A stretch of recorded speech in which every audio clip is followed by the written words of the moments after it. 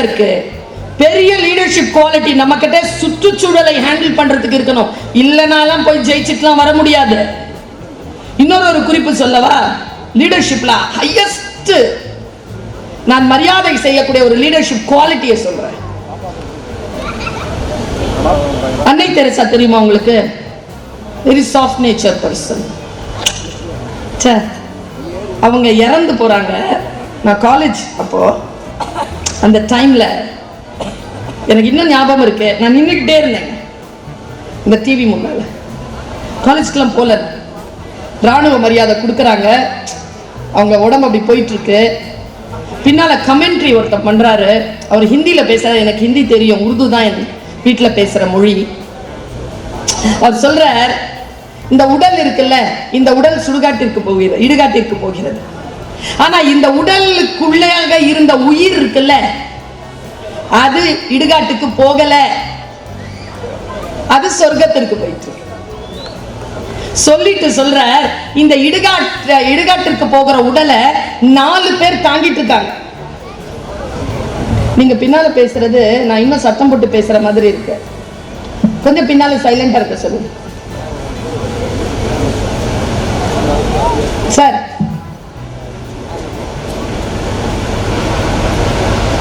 இந்த ஃபோர்ஸ் வரும்போது எனக்கு கொஞ்சம் தொண்டை கட்டி இருக்கா, நான் இன்னும் சத்தம் போட வேண்டியதா இருக்கு. இந்த உடலை தாங்கி இருக்கக்கூடிய, அந்த உடலை தாங்கி இருக்க அந்த ராணுவ வீரர்கள் அவங்க தான் தூக்கிட்டு போறாங்க. இந்த வண்டி ஓட்டிட்டு இருக்கிறது அந்த ராணுவ வீரர் தான் ஓட்டிட்டு இருக்கிறார். அந்த மாதிரி அந்த உயிரை வேற ஏதோ தூக்கிட்டு போயிட்டு இருக்கான். அது என்னதுன்னு அந்த ஆள் சொன்னாருங்க கமெண்ட்ரியில. என்னுடைய வாழ்க்கையில் சில மின்னல் வெளிச்சங்கள், இந்த முந்திரி பருப்போடு நம்ம அந்த பொங்கலை சாப்பிடுவோம், நடுநடுவில் முந்திரி பருப்பு வரும் தெரியுமா, அதை ரொம்ப என்ஜாய் பண்ணுவோம்ல. அப்படி என் லைஃப்ல அப்படியே சந்திச்சுட்டே வர அத்தனை அறிவார்ந்த விஷயங்கள்ல நடுவில் ஒரு மின்னல் மாதிரி வரும் சில விஷயங்கள். ரொம்ப ருசியா இருக்கும் அந்த விஷயத்தை தெரிஞ்சுக்கிட்டாலே. அந்த மாதிரி என் வாழ்க்கையில் ருசியான ஒரு மின்னல் சொல்லிது. நான் அதை அப்படியே கடத்த முயற்சி பண்றேன். அங்க போய் அப்படி மின்னல் அடிக்குதான்னு எனக்கு தெரியாது. ரொம்ப சின்ன வயசு எனக்கு அந்த டைம்ல. அவன் சொன்ன வார்த்தை எனக்கு ரொம்ப ஆழமா புரிஞ்சிருச்சு. அவர் சொல்றார், இன்றிலிருந்து ஒரு 20 வருஷத்திற்கு முன்னால கல்கத்தாவின் ஒரு தெருவில ஒரு லைட் கம்பத்துக்கு கீழே ஒரு 80 வயசு ஒருத்தர் கீழே கிடந்தார். அவருக்கு தொழுநோய், இறப்பின் கடைசி வினாடிகளில் இருந்தார். அப்போ மேடம், அம்மா, சிஸ்டர் மதர் அந்த பக்கம் போனாங்க. காரை திறந்து இறங்கி தான் கையாலேயே அவரை தூக்கி உள்ள கார்ல வச்சு கூட்டிட்டு போய் குளிப்பாட்டி வெள்ளை ட்ரெஸ் எல்லாம் போட்டு பெட்ல படுக்க வச்சு தன்னுடைய கரங்கள்லயே பால் வாயில கொடுத்தாங்க. அவர் வாயில ஒரு கவளம் உள்ள போச்சு. அடுத்த கவளம் போடுறதுக்கு தெம்பு இல்லை, உயிர் பிரிய போகுது. அடுத்த கவளம் போடுறாங்க, உயிர் பிரியுது. உயிர் பிரியும் போது பால் வாயில் அப்படியே நின்று வடிஞ்சிருச்சான். பால் மட்டும் வடியவில்லை, அந்த உதடுகளில் இருந்து ஒரு புன்னகையும் வடிந்திருந்தது. சொல்லிட்டு அந்த புன்னகை தான் இந்த உடலை தாங்கி இருக்கக்கூடிய உயிரை சொர்க்கத்திற்கு அழைத்து சென்று கொண்டிருக்கிறது சொன்னார்கள். ஒரு விஷயம் எனக்குள்ள, ஒருத்தருக்கு ஒரு சின்ன ஹெல்ப் பண்றோம்னா அது இந்த உலகத்துல பெரிய மாற்றத்தை ஏற்படுத்தாது, ஆனால் அந்த உயிரின் உலகத்தில் மாற்றத்தை ஏற்படுத்துமா இல்லையா? அப்போதுலேருந்து நான் முடிவு பண்ணேங்க, என் தாய் மீது நான் சாட்சியமாக சொல்லுகிறேன். அப்போதுலேருந்து முடிவு பண்ண, நான் கூட்டத்திற்கு பேச மாட்டேன், இண்டிவிஜுவலுக்கு தான் பேசுவேன். அதனால்தான் அவர் போன்ல பேசும்போது எனக்கு கவலை வருது, ஐயோ மிஸ் பண்றாரு, வேற ஏதோ ஒரு கவனம் போகும்பொழுது கவலை வருது, கவனம் சிதறுகிறது. இந்த 25 வருஷத்துல என் கிளாஸ்ல யாரும் ஃபெயில் ஆனதில்லை, ஃபெயிலாக விட்டதில்லை மேடம். கவனம். அவர் செஞ்ச அந்த லீடர்ஷிப் குவாலிட்டி என்ன தெரியுமா? யாருக்கோ ஹெல்ப் பண்ணாங்களா, அது இல்ல அவங்களுடைய லீடர்ஷிப் குவாலிட்டி, அது அவர்களுடைய சர்வீஸ் குவாலிட்டி, பர்சனாலிட்டி. அது பர்சனாலிட்டி. லீடர்ஷிப்பை சொல்றேன் பாருங்க, அன்னை தெரசா அவனுடைய லீடர்ஷிப்பை சொல்றேன் பாருங்க. ஒரு கடையில போய் அந்த அம்மா காலையில அந்த ஆளு கடை திறந்திருக்காரு, ஏதோ வெறுப்பா இருந்திருக்காரு. அனாத ஆசிரமத்தில் நிறைய பேர் பட்னியா இருக்கிறாங்க, ஏதாவது குடுன்னு கேட்டிருக்காங்க. அவனுக்கும் வந்து போன் இருக்கான், குடு அப்படின்ட்டு கை நீட்டிருக்காங்க, துப்பிட்டான், காரி துப்பிட்டான் கையில. அம்மா என்ன பண்ணாங்கன்னா, சரி இது நான் வச்சுக்கிறேன், என் பிள்ளைக்கு ஏதாவது குடுன்னு இந்த கையை நீட்டிச்சான். இந்த கோபத்துல துப்புன ஆள் அப்படி நின்னுட்டாங்க. நின்று டிராவை திறந்துட்டு ஒரு 100 ரூபாய் எடுத்து சாரி சொல்லி கொடுத்தானா. அதாங்க லீடர்ஷிப். ஒரு வன்முறையான ஒரு மனிதனுடைய வன்மத்தை கரைத்து அவனுக்குள் ஒரு அன்பான தீபத்தை ஏற்றி வைத்த ஒற்றை அசைவு லீடர் கிட்ட இருக்காது. ஒரு லீடர் கிட்ட இருக்கு, நம்ம கிட்ட இருக்கா? நாம் அதை எடுத்துக்கொண்டு செல்கிறோமா? நான் இங்க இளைஞர்கள் நிறைய பேர் வந்திருக்கிறீங்க, அதனால சொல்றேன். பெண்கள் இருக்கிறீர்கள், உன் பெண்களுக்கெல்லாம் ஒரு குறிப்பு. மார்ச் 8ஆம் தேதிக்கு பெண்களுக்காகவே பேசுவதற்காக ஒரு ஸ்கிரிப்ட் ஒன்று ரெடி பண்ணி வச்சிருக்கேன். அன்னைக்கு தான் சொல்லுவேன், நான் எங்க பேசினாலும் அதை மட்டும் கேட்டுக்கோங்க. ஆண்கள் யோசிக்கிறார், பெண்களுக்கு ஆதரவாக பேசுவது ஒருபோதும் ஆண்களுக்கு எதிரானது இல்லை. இந்த புரிதல் நமக்கு இருக்கணும். எனக்கு தெரிஞ்சு நான் கலெக்டர் மேடம் கிட்டயும் சொல்றேன், இங்க இருக்கக்கூடிய எல்லா அதிகாரிகள் கிட்டயும் சொல்றேன், மகளிர் தினத்தை தயவு செய்து மகளிருக்காக மட்டும் கொண்டாடாதீர்கள். ஏனால் எங்களுடைய பிரச்சனைகள் என்ன என்பதனை இருபாலரும் தெரிந்து கொள்ள வேண்டும். அதனால் இருபாலருக்கும் சேர்த்து மகளிர் தினத்தை கொண்டாடுங்கள். அவங்க தயவு செஞ்சு அங்க என்டர்டெயின்மெண்டான விஷயங்கள் எதுவுமே சொல்லாம ஒரு பெண்ணிற்கான, அவளுக்கான சோசியல் ஸ்டேட்டஸ், அவளுக்கான சுயமரியாதை, அவளுக்கான செல்ஃப் ரெஸ்பெக்ட், அவளுக்கான எஜுகேஷனல் சிஸ்டம், அவளுக்கான பயாலஜி, அவளுக்கான சைக்காலஜி, அவளுக்கான பிசியாலஜி, எல்லாத்துலயுமே இருக்கக்கூடிய சிக்கலை பொதுவா பேசுங்க. பல நேரங்களில் நம்ம மிஸ் பண்ற விஷயங்கள் இதெல்லாம். இளைஞர்கள் வந்திருக்கிறீர்கள், அதனால சொல்றேன், நீ உன்னுடைய டார்கெட்டை ஜெயிக்கணும் அப்படின்னா, உன்னுடைய டார்கெட்டை ஜெயிக்கணும் அப்படின்னா இந்த அம்மா சொல்ற ஒரே ஒரு குவாலிட்டியை மட்டும் வளர்த்துக்கோ. Stay aware. Stay aware. Be alert all the time. Alert time. எந்த டைம்ல என்ன வரும்னு தெரியாத. Alert. Speak up. எப்போ பேசணுமோ அப்போ பேசிடு, எப்போ பேசக்கூடாதோ அப்போ பேசாது. இப்படி இருக்க வேண்டும் என்றால் கவனம். ஆர்குமெண்டே வேண்டாம். சூழலை புரிந்து கொள். சமாளிப்பதற்கான காலம். எங்க அம்மா ஒரு வார்த்தை சொன்னாங்க, இந்த வயசுல அவங்க சொன்ன அந்த ஜெனரேஷன் கேப் எல்லாம் விட்டுட்டு ஜிஸ்ட மட்டும் எடுத்துக்கோங்க, ஜிஸ்ட மட்டும் எடுத்துக்கோங்க. ஒரு நாள் நான் ரொம்ப மனவேதனைப்பட்டு, இன்னிலிருந்து ஒரு 14 வருஷத்துக்கு முன்னால் ரொம்ப மனவேதனை, எனக்கு ரொம்ப அழுதுகிட்டே இருந்தேன். அம்மா ஒரு வார்த்தை சொன்னாங்க எனக்கு, இங்க வா. என்ன? இல்லம்மா, இந்த மாதிரி கஷ்டம்.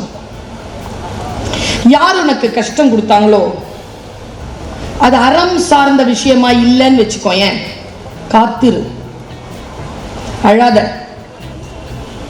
யார் உன்னை சிரமப்படுத்தி ஜெயித்தார்களோ அவர்கள் தோற்று உனக்கு முன்னால் சோழிகளை போல் வந்து விழுவார்கள். நீ அதை பார்ப்பாய். ஆனால் நீ அறம் சார்ந்து இருந்திருக்க வேண்டும். எப்பவுமே கடவுள் கிட்ட வேண்டுகின்ற பொழுது ஒன்றை வேண்டு, இறைவா எனக்கு இது தா என்று கேட்காத. எனக்கு இது சரியாக இருந்தால் உன்னுடைய சித்தத்தின்படி எனக்கு தந்து உதவுவாயாக அவங்கிட்ட போட்டு. இவ்வளவு பெரிய விஷயம் தெரியுமா? அதெல்லாம் நம்ம பாட்டிங்க, நம்ம தாத்தாங்க, நம்ம அம்மாக்கள்லாம் சொல்லிக்கிட்டு தான் இருக்காங்க, நமக்கு புரியணுமே. நான் இந்த லவ் பண்ற பசங்கிட்ட எல்லாம் சொல்லுவேன், இந்த சின்ன பிள்ளைங்க அநியாயங்க. காலேஜில் வேலை செய்கிறேன், 17 to 19 வயசு பிள்ளைகளுக்கு பாடம் நடக்கும். 25 வருஷம் பார்க்குறேன் சார், ஒவ்வொரு ஜெனரேஷனையும் பார்க்குறேன். இன்னைக்கு ஒரு கன்க்ளூஷனுக்கு வந்து சொல்கிறேன், காலேஜ் போகும்போதும் ஸ்கூல் போகும்போதும் லவ் பண்ணாதீங்க.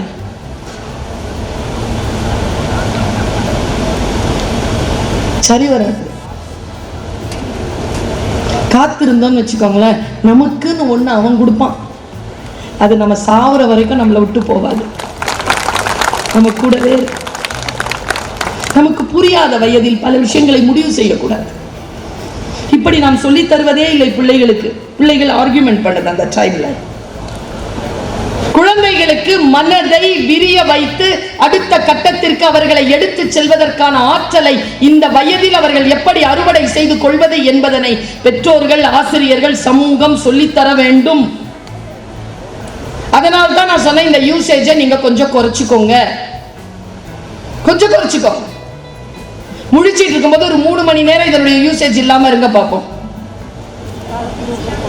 எனக்கு ரொம்ப ஆசை என்ன தெரியுமா, இது இல்லாம நடக்கணும், இது இல்லாம உட்கார்ந்து வேலை செய்யணும், இது இல்லாம சாப்பிடணும், இது இல்லாம இருக்கணும். இது இப்பதானே வந்தது.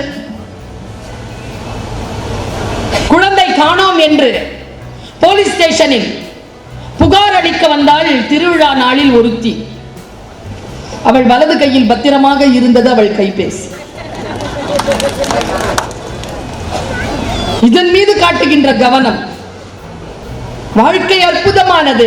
அந்த அற்புதமான வாழ்க்கையில் காட்ட வேண்டும் என்பதற்காக சொல்லுகிறேன். இது என்ன பண்ணுதுன்னா மனச ரெஸ்ட் ஆக்குது, மரத்து போக வைக்குது, வேடிக்கை மனிதர்களாக நம்மை மாற்றுகிறது. நாம் வேடிக்கை மனிதர்களாக இல்லை என்றால் சிகரத்தை தொடுவோம். வேடிக்கை மனிதர்களாக இல்லாம இருக்கிறது எப்படி அப்படிங்கிறதுக்கு ஒரு குறிப்பிட்ட ஒரு விஷயத்தை சொல்ற. லைஃப்ல நீங்க என்னைக்குமே மறக்க மாட்டீங்க. நியூயார்க்ல ஒரு யூனிவர்சிட்டியில ஒரு கேஸ் ஸ்டடி நடத்தினாங்க, சைக்கலாஜிக்கல் ஸ்டடி. என்ன ஸ்டடி தெரியுமா? ஒரு பாத்திரத்தை வச்சுட்டாங்க, உள்ள நெருப்பு வச்சுட்டாங்க, அந்த பாத்திரம் கொதிக்குது. எல்லாரையும் ஸ்டூடெண்ட்டையும் காட்டினாங்க, இதான் ப்ராசஸ். சரின்னு ஸ்டூடெண்ட்ஸ் நின்னாங்க. என்ன பண்ணாங்க தெரியுமா? இன்னொரு கடாய் எடுத்து வச்சாங்க. அந்த கடாயில குளிர்ந்த நீரை போட்டார். போட்டுட்டு ஒரு தவளை இருக்குல்ல, தவளை, அதை எடுத்து அந்த கடாயில போட்டாங்க. போட்டு கடாயை பத்த வச்சாங்க. என்ன ஆகும்? என்ன ஆகும்? தண்ணி சூடாகும், தவளை. Very good. என்ன பண்ணும்? சாகாது. என்ன பண்ணும்? உடம்ப விரிவுபடுத்துச்சு. அப்புறம் என்ன பண்ணும் சார்? காரைக்கால் அம்மையார் படத்துல இந்த லக்ஷ்மி மேடம் வருவாங்க. லக்ஷ்மி மேடம் வெளியில அனுப்பிச்சிருவாங்க அந்த படம் காட்டிட்டு. அந்த அம்மா போய் வெளியில நின்றுட்டு அப்புறமா சாமி கும்பிடெல்லாம் போயிடும். அதுக்கப்புறமா இவர் முத்துராமன் என்ன ஆனாருன்னு காட்டவே மாட்டாங்க கடைசி வரைக்கும். அந்த மாதிரி உங்களுக்கு அதோட பாடத்தை நிறுத்தி விட்டுருக்காங்க. தெரியல, சொல்றேன் பாருங்க. தெரியுமா? அந்த தவளை விரிஞ்சி கொஞ்ச நேரத்தில் அப்படியே செத்து போயிடும். ஆச்சரியமான ஒரு கேஸ் ஸ்டடி இது. இதுல ஒரு சைக்காலஜி இருக்கு. அந்த சைக்காலஜி தான் சிகரம் நம் உயரம், நான் உயரத்தை தொட விரும்புகிறேன் என்கின்ற குழந்தைகளுக்கும் பெண்களுக்கும் ஆண்களுக்கும் நான் சொல்ல விரும்புகிறேன். நீங்க விட்ட இடத்திலிருந்து தான் என் பேச்சிற்கான உயிர் தொடங்குகிறது. இப்ப பாருங்க, தவளைக்கு உடம்புல கோல் பிளட்டட் அனிமல். அதுக்கு 2 தன்மை உண்டு. தரையிலயும் இருக்கும், தண்ணிலையும் இருக்கும். தண்ணில அது குளிர்ச்சியா இருக்கும். இப்போ அதுக்கு என்ன ஒரு சூழல்னா, அது உடம்புல இயற்கையாகவே நல்லா தெரிஞ்சுக்கோங்க. நமக்கு கொரோனா வந்ததுக்கும் மலேரியா வர்றதுக்கும் பல விதமான ஜுரங்கள் கொசு தொல்லையினால் வர்றதற்கு காரணமே தவளைகள் இல்லாமல் போனதுதான். உலகம் அழிய போகுது தேனி இல்லைன்னா. தேனியும் தவளையும் அவ்வளவு முக்கியமான ஜீவராசிகள் நம் வாழ்க்கை சுழற்சிக்கு. இந்த தவளை என்ன செய்யுது? அதுக்கு உடம்புல அது கோல்ட் பிளட்டா, அதனால ரொம்ப கூலா இருந்தாலும் அது சமாளிச்சுக்கும். அது வேற இடத்துக்கு போயிடும் கோல்டா இருந்ததுன்னா. சூடு இருக்குல்ல, சூடான பகுதிகளில் தவளை இருக்காது, ரொம்ப சூடான பகுதிகளில் தவளை இருக்காது. அது குளத்துல வாழற உயிர்னு வச்சுக்கோங்களேன். அதனுடைய பயாலஜிக்கல் மெமரி எப்படின்னா, சூரியன் படும், தண்ணி சூடாகும், சூடாச்சுன்னா அது தன்னுடைய உடம்புல இருந்து ஆற்றலை வெளிப்படுத்தி அது கொஞ்சம் விரைச்சிக்கும் தன்னை. அப்ப அந்த சூடு அதனால தாங்க முடியும். இப்ப கடாயில இருக்கிற தண்ணி நேச்சுரலான ஹீட் கிடையாது, அது ஆர்டிபிஷியல் ஹீட். குளத்துல இருக்கிற தண்ணி, ஆத்துல இருக்கிற தண்ணி ஒருபோதும் கொதிநிலைக்கு வரப்போவதில்லை. அதனுடைய பயாலஜிக்கல் மெமரியில கொதிநிலை கிடையாது.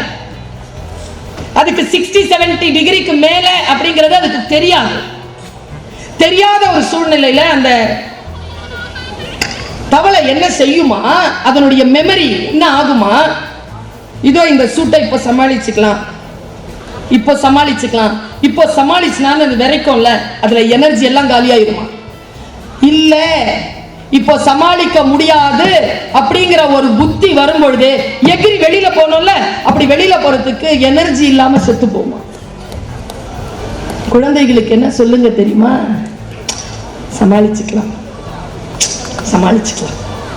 அம்மா அப்பாட்ட சொல்லாம, டீச்சர் கிட்ட சொல்லாம சமாளிச்சுக்கலாம். சமாளிச்சுக்கலாம்னா ஒரு ஹீட் பாயிண்ட் ஒன்று ஹிட் ஆகும் பாரு, அந்த இடத்துல யாரிடத்திலும் சொல்ல முடியாதபடி விரைத்து செத்து போவாய். சூடு ஒரு அளவு வருகின்ற பொழுதே எகிரிடுவதற்கு சொல்லிக் கொடுங்கள். எந்த சூழ்நிலை வந்தாலும் நம்முடைய வாழ்க்கை நம் கரங்களில் இருக்கிறது. அதை எப்படி அடுத்த கட்டத்திற்கு உயர்த்துவது என்பதனை நம் பிள்ளைகள் தெரிந்து கொள்ள வேண்டும் என்பதற்காக சொல்லுகிறேன். நான் இப்படி சொல்றேங்க, நான் ஒரு கல்லூரியில பேராசிரியரா இருக்கிறேன் தான். இன்னைக்கு எங்கெங்க போச்சு குழந்தைகளுக்கான கதைகள்? படிக்காதவர்களுக்கு புரிவது போல் படித்தவர்களுக்கு கதைகள் புரிவதில்லை, தெரியுமா உங்களுக்கு? சோ வாட்டுன்னு கேட்போம், அப்புறம் அப்படின்னு கேட்போம். பெரிய உண்மை ஒண்ணு மறைஞ்சிருக்கும், அது முடிஞ்சு போயிருக்கும். குழந்தைகள் அப்படித்தான் கதைகளை புரிந்து கொள்கிறார்கள். நான் ஒரு சின்ன கதையை சொல்றேன், உங்க வாழ்க்கையில் ஏதாவது மாற்றம் வருதான்னு பாருங்க. இந்த அடுத்த தலைமுறைக்கு இதை இப்படி சொல்லலாமான்னு யோசிச்சு பாருங்க. பாட்டி காலத்து கதை தான். வாலருந்த நரி கேள்விப்பட்டிருக்கீங்களா? கதை, வாலருந்த நரி கதை. ஒரு நரி இருந்துச்சான். அது எப்போ பார்த்தாலும் போய் யாராவது ஏதாவது வாங்கி வச்சிருந்தாங்கன்னா, உழைச்சி வச்சிருந்தா திருடிட்டு வந்துடும். திருட்டு நரி. அந்த குடியானவன் பார்த்துக்கிட்டே இருந்திருக்கான். ஒரு நாள் என்ன பண்ணிட்டான், கூண்டு வச்சு நரியை பிடிச்சிட்டான். இப்ப நரியை வெட்டி சாப்பிட முடியாது இல்ல, வளர்க்கவும் முடியாது. அதனால என்ன பண்ணிட்டான், அது வால் ரொம்ப அழகா இருக்கும், வாலை வெட்டி அமுச்சு விட்டான். நரி காட்டுக்கு போச்சு. அதுக்கு அவமானம் தாங்கலை. வால் இருந்த நரியா, அதுக்கு வர்றதுக்கு விருப்பம் இல்லை. குட்டி குழந்தைங்க கதை இது. அதுக்கு விருப்பம் இல்லை.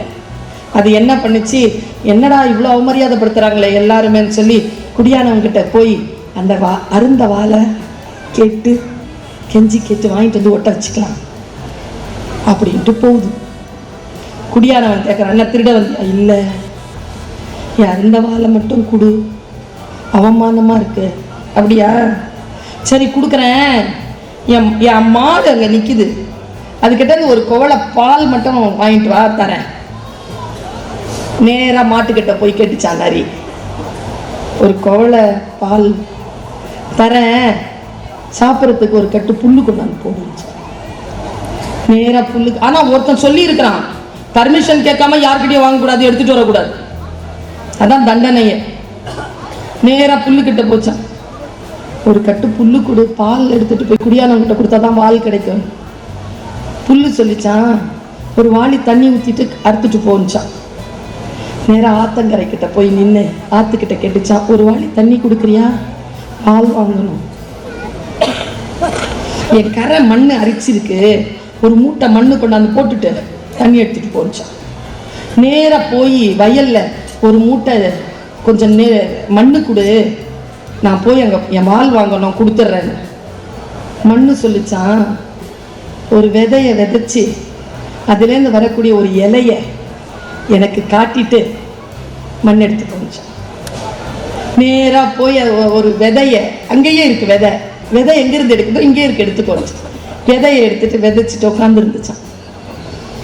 செடி முளைக்க 1 மாசம் ஆச்சான்.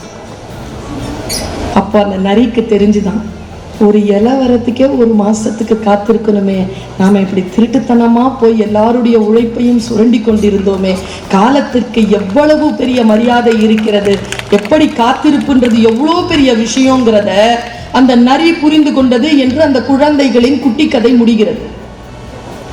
நமக்கு புரியாதது கூட நம் குழந்தை கிட்ட இதை சொன்னீங்கன்னா அந்த குழந்தைக்கு புரிஞ்சிருங்க.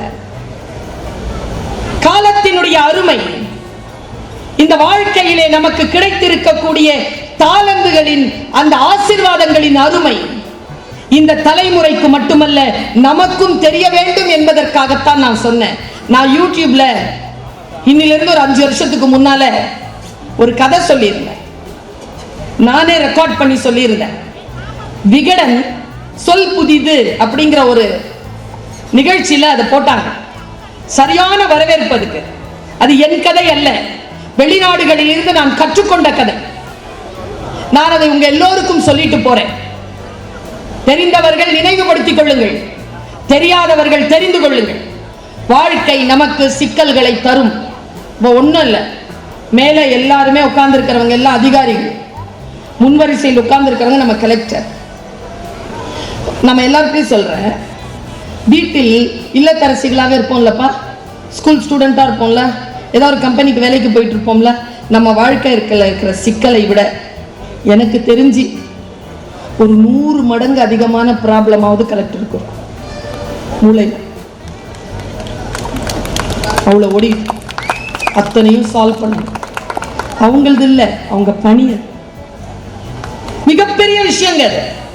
சிக்கல்களை சமாளிப்பது என்பது, சிக்கல்களுக்கு பலியாகாமல் இருப்பது என்பது. வாழ்க்கையில் நமக்கு பிரச்சனைகள் வருகின்ற பொழுது பிரச்சனைகளுக்கு பலியாகாமல் பிரச்சனைகளை ஜெயிக்கிறது எப்படி? இப்ப நான் ஒரு விஷயம் சொல்றேன், எனக்கு எப்பவுமே ஒரு மனசுல ஒரு வலி இருந்துகிட்டே இருக்கு. 2 விஷயத்துல வலி இருக்கு. இப்ப இங்க யாராவது பேச்சாளர் வராங்கன்னு வச்சுக்கோங்களேன், அவர் பேச்சாளர் தான். இப்ப என்ன மாதிரி பெண்கள் வந்தாங்கன்னா அவங்க பேச்சாளர் தானப்பா, பெண் பேச்சாளர்ப்பா. இந்த பெண்ணுங்கிறத சுமந்துக்கிட்டே இருக்கணும் நாங்கெல்லாம். அந்த கலெக்டர் வந்து தேனி கலெக்டர் இருக்காங்க, அவங்க லேடி தான். அந்த சொல்லிடுவாங்க, சொல்லணும். ஜெண்டர் சொல்லாம அவங்களால இருக்கவே முடியாது. சுமக்கிறது இருக்குல்ல. இன்னொரு விஷயம் சொல்றேன், ஒரு ஆண் ஒரு இடத்திலிருந்து பெயர்ந்து வந்து, புலம் பெயர்ந்து வந்து ஒரு நிகழ்ச்சியில் பேசுவதோ பாடுவதோ ஆடுவதோ வேறு. ஒரு பெண் ஒரு இடத்திலிருந்து பெயர்ந்து வந்து பேசுறதுங்கிறது வேற. எல்லாத்திலும் அவளுக்கான சுமைகள் கூடிக்கொண்டே இருக்கு. அந்த சுமைகளுக்கு நடுவிலே தான் அவள் பல விஷயங்களை செய்து கொண்டிருக்கிறாள்.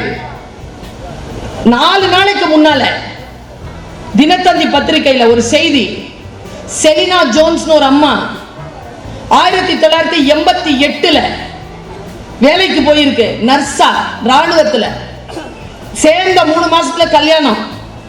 கல்யாண பத்திரிகை பிரிகேடியர் கிட்ட காட்டியிருக்கு. கல்யாண பத்திரிகை வாங்கிட்டு போன்னு சொல்லிட்டு பின்னாலேயே டெர்மினேஷன் ஆர்டர் அனுப்பிச்சிட்டாரு. ராணுவத்துல நர்ஸுங்க எல்லாம் கல்யாணம் பண்ணி கூடாது, கல்யாணம் பண்ண வேலை கிடையாது. அந்த அம்மா என்ன பண்ணுச்சு தெரியுமா? அப்பவே கேஸ் போட்டுச்சு. எப்போ? 1988. கேஸ்கான ரிசல்ட் எப்போ வந்துச்சு தெரியுமா? தீர்ப்பு 2024. 36 வருஷம். என்ன தீர்ப்பு தெரியுமா? ஒரு பெண்ணின் வேலைக்கும் அவள் செய்து கொள்ளும் திருமணத்திற்கும் தொடர்பில்லை. 36 வருஷம் வேலை இல்லாமல் இருந்த செலினா ஜோன்ஸ்க்கு டிஃபென்ஸ் 60 லட்சம் ரூபாயை ஒரே பேமெண்டா கொடுக்கணும்னு சுப்ரீம் கோர்ட் சொல்லிருச்சு. இப்ப ஒரு பெண் நம் எல்லோருக்குமான ஏதோ ஒரு விடுதலையை 36 வருடங்கள் போராடி கொடுத்திருக்கிறாளா இல்லையா? ஒரு பிரச்சனை வந்தா அந்த பிரச்சனையை எப்படி நான் சமாளிக்கிறது, அதை எப்படி அடுத்த கட்டத்திற்கு எடுத்து செல்வது? எனக்கு பிரச்சனைகள் கிடையாதா?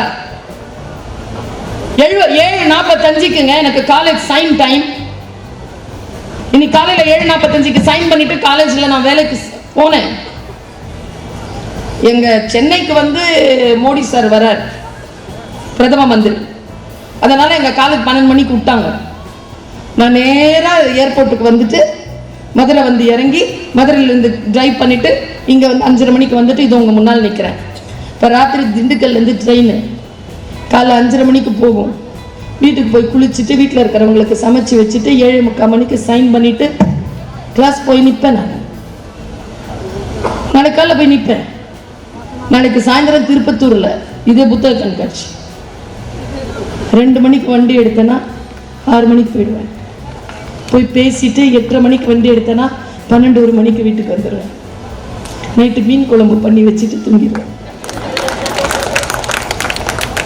காலையில் 5 மணிக்கு எந்திரிச்சு ஏதாவது அடுத்த நாள் பேசணும்ல அதுக்கு படிப்பேன். சிக்கல்கள் இல்லையா? எனக்கு என்ற ஆசைகள் இல்லையா? இருக்கிறது. எல்லோருக்கும் பிரச்சனை இருக்கிறது. அவரவர்கள் வாழ்க்கையை எப்படி எதிர்கொள்கிறார்கள் என்பதை வைத்துத்தான் உங்களுக்கான புகழ், உங்களுக்கான பணம், உங்களுக்கான உறவு எல்லாம். என்னுடைய குருநாதர் சொல்வார், இந்த உலகத்தில் நீ எதை தொட்டாலும் அதற்கு ஒரு விலை உண்டு. எதை தொட்டால், பிள்ளை வேண்டுமா விலை உண்டு, மனைவி வேண்டுமா விலை உண்டு, கணவன் வேண்டுமா விலை உண்டு, இந்த இடத்துக்கு வரணுமா விலை உண்டு. நீங்கள் எதை இந்த உலகத்தில் தொட்டாலும் all things are not, you cannot calculate with money. பணம் அல்ல டேக்ல இருக்கிறது, பணம் அல்ல. நீ பே பண்ணாம எதுவும் உனக்கு கிடைக்காது. அது என்ன மாதிரியான விஷயங்கள் பே பண்றீங்கிறது உங்க கெப்பாசிட்டிக்கு ஏத்த மாதிரி. நீங்கள் சிகரம் தொட வேண்டும் என்றால் நீங்கள் எதை பே பண்ணணுமோ அதை பே பண்ணி ஆகணும். அது அறம் சார்ந்த விஷயமாக இருக்க வேண்டும் என்பதை மட்டும் மனதில் உறுதிப்படுத்திக் கொள்ளும். நான் இந்த விஷயம் சொல்லுவேன்ல, ஒரு ஐயா வந்து ரொம்ப ரொம்ப சோர்வா வந்தாராம் வீட்டுக்கு, வெளிநாட்டில் அமெரிக்காவில். அவருக்கு ரொம்ப பிடித்தமான உணவு காஃபி, உருளைக்கிழங்கு மசியல், அவித்த முட்டை. அந்த பெண் வந்துச்சான், அவங்க wife. What is the problem அப்படின்னு கேட்டுச்சான். நத்திங் அப்படின்னு உட்காந்துட்டான். தலையை முடி மட்டும் அப்படி தடவி கொடுத்துட்டு நேராக போய் அவனுக்கு தேவையான அந்த சாப்பாடு செய்கிறதுக்கு 3 பர்னர் இருக்கிற ஸ்டவ்ல, இது ரொம்ப பிடிச்சதுங்க, இது 3 பர்னர் இருக்கிற ஸ்டவ்ல 3 பாத்திரத்தை ஏற்றி இருக்கு. 3 பாத்திரத்திலையும் தண்ணி ஊற்றுச்சு. தண்ணி கொதிநிலைக்கு வந்திருக்கு. கொதிநிலை தான் சிக்கல். சரியா? பாத்திரம் தண்ணி எல்லாம் நம்ம வாழ்க்கை கொதிச்சிட்டு இருக்கு. இப்போ கொதிநிலையில வைரமுத்து நல்லா எழுதுவார். போயிட்டார் அவரு. வைரமுத்து பத்தி நிறைய சொன்னார். கருவாச்சி காவியம்ல சொல்வார், ஒலை கொதிக்குது, என் ஒலை கொதிக்குது, கொதிக்கட்டும். ஒலை கொதிச்சா தானே சோறு வடிக்க முடியும்.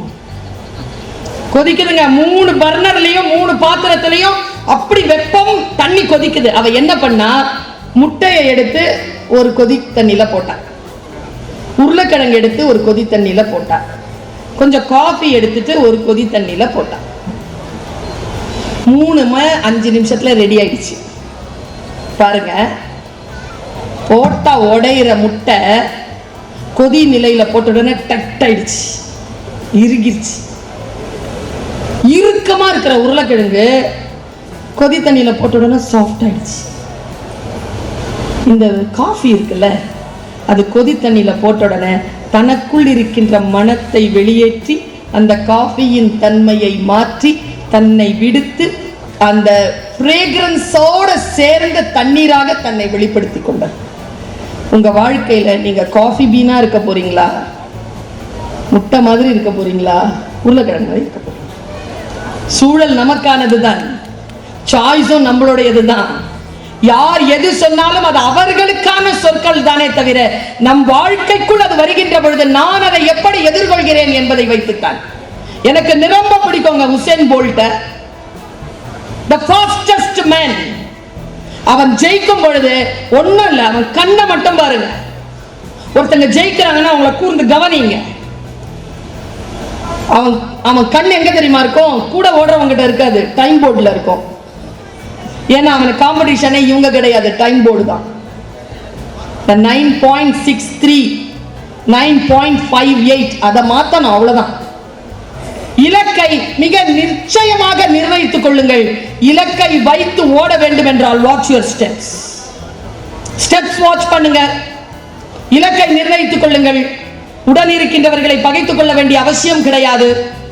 எல்லோரையும் தோற்கடிக்க வேண்டும் என்ற அவசியம் கிடையாது. உங்களுடைய வெற்றியில் யாருடைய தோல்வியும் கிடையாது. நீங்க எப்படி ஜெயிக்கணும் அப்படின்னா, அப்படி ஜெயிக்கணும், அப்போதான் சிகரத்தை தொட முடியும். நான் 2 உதாரணங்களை சொல்லுவேன் எப்பவுமே. ஒரு சிங்கம் யாரா ராஜா யாரா ராஜான்னு எல்லாரையும் கேட்டுட்டு இருந்துச்சு. எல்லாம் நீதா ராஜா நீதா ராஜான்னு சொல்லிட்டு இருந்தாங்க. ஒரு யானை கிட்ட கேட்டுச்சு. யானைக்கு அந்த கொஸ்டின் பிடிக்கல. ஏய் கேட்கறல்ல பதில் சொல்லுச்சு. ஏய் தாண்டி போச்சு ராஜா. சொல்றேன்ல யாரா இந்த காட்டுக்கு ராஜான்னு. ஒரு முதுகு தண்டு உடஞ்சி போன உடனே கேட்டுச்சு. கேள்வி தானே கேட்டேன். யானை சொல்லிச்சு நானும் பதில தான் சொன்னேன். அப்படி போயிருங்க. என்னை ஒரு டீச்சர் திட்டிக்கிட்டே இருப்பாங்க. உருப்பட மாட்டேன். +1 கெமிஸ்ட்ரி டீச்சர். அழகா இருக்கும். இப்படிப்பாங்களா அப்படியே பார்த்துட்டே இருப்பாங்க. எப்படி ஜெயிக்கிறது இந்த அம்மாவை? எது செஞ்சாலும் பாராட்டவே மாட்டாங்க. ஃபர்ஸ்ட் வந்த என்னுடைய கையை தட்டி விட்டு செகண்ட பிடிச்சாங்க. நல்லா ஓடுவேன் நான். இப்ப விட்டாலும் ஓடிடுவேன். பயங்கரம் ஓடுவேன் நான். என்ன துன்புறுத்திக்கிட்டே இருந்த அந்த டீச்சர் எப்படி ஜெயிச்சேன்னு தெரியுமா? உருப்பட மாட்டேன், நல்லா இருக்க மாட்டேன், நாசமா போயிடுவேன்னு சொல்லிக்கிட்டே இருந்தாங்கல்ல. பார்க்கும் போதெல்லாம் சொல்லுவாங்க. என்னன்னு தெரியல எனக்கு. அவங்க என்னை பார்த்தா அவங்களுக்கு ஆகல. அவங்க ரிட்டையர் ஆகிறதுக்குள்ள அந்த ஸ்கூலுக்கு சீஃப் கெஸ்டா போயிட்டு வந்துட்டேன். சிகரம் நம் உயரம். அது யார் கையிலும் இல்லை. யாருடைய சிகரத்தையும் தொட வேண்டிய அவசியம் இல்லை. நான் இப்படி சொல்கிறேன். இங்கே இருக்கக்கூடிய இளைஞர்கள் எல்லாம் நாளை நான் உங்களை சந்திக்க வேண்டும் என்று ஆசைப்படுகிறேன். எங்கே தெரியுமா? மிக உயர்ந்த இடத்தில். ஒன்னும் இல்ல, சசிகலா மேடம் இன்னிலிருந்து 30 வருஷத்துக்கு முன்னால அவங்க எத்தராஜ்ல படிக்கிறாங்க, நான் ஹைதமில்லத் காலேஜ்ல படிக்கிறேன். 2 பேரும் ஒருவரை ஒருவர் என்ன அவங்க பார்த்திருக்காங்க, அவங்கள நான் பார்க்கல. இன்னைக்கு இருக்கிற பார்க்கும்போது நான் 30 வருஷத்துக்கு முன்னால அவங்க எப்படி இருந்திருப்பாங்கன்னு நினைச்சு பார்க்கிறேன். மெலிந்த தேகம், சிறிய பெண், பாட்னி ஃபர்ஸ்ட் இயர் படிச்சுட்டு வராங்க. ஒரு காம்படிஷனுக்காக ஹைதமில்லத் காலேஜ்க்கு வராங்க. நான் அப்போ சேர்மன் காலேஜ்ல. புர்கா போட்டு தான் இருப்பேன். நல்லா பேசுவேன். பார்த்து வியந்திருக்காங்க. நல்லா பேசுறாரு இந்த பொண்ணுன்னு. ஃபர்ஸ்ட் இயர் பொண்ணு 3rd இயர் பொண்ணை பார்த்து வியந்திருக்குது, நல்லா பேசுறாரு. அந்த 3rd இயர் பொண்ணு வந்து இறங்குறா புக் ஃபேர்ல பேசுறதுக்கு. அடிஷனல் கலெக்டரா madam? Deputy collector. Deputy collector ரேஞ்சில் இருக்கிறவங்க வந்து என்ன ரிசீவ் பண்றாங்க. யார் நல்லா பேசுறாள் இந்த பொண்ணுன்னு சொன்னவங்க டெபுட்டி கலெக்டர். நல்லா பேசின பொண்ணு அங்க காலேஜ்ல பேசினா இன்னைக்கு உலகத்துக்கு முன்னால் பேசுவதற்காக விமானத்திலிருந்து வந்து இறங்குகிறார். யார் எப்பொழுது சந்திப்போம் என்று தெரியாது. உங்களையும் நான் சந்திப்பேன் ஒரு நாள். அந்த நேரத்தில் நீங்கள் உங்கள் சிகரத்தின் உச்சத்தில் நின்று கொண்டிருப்பீர்கள், நானும் என் சிம்மாசனத்தில் நின்று கொண்டிருப்பேன். 2 பேரும் சந்திக்கக்கூடிய அந்த வாய்ப்பு வர வேண்டும் என்று இறைவனை நான் வேண்டுகிறேன். சிட்டுக்குருவிதான் நான். இப்படி சொல்லிதான் என் பேச்சை நிறைவு செய்வது வழக்கம்.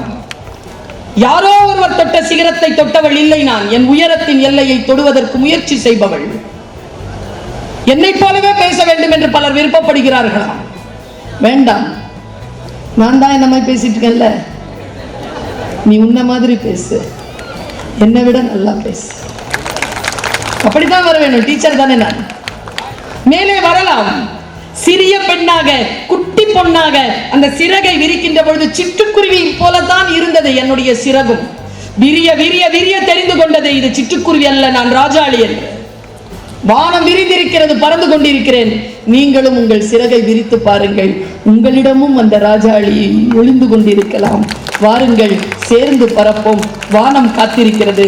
சிகரம் நம் உயரம். வாய்ப்புக்கு மகிழ்ச்சி. வணக்கம்.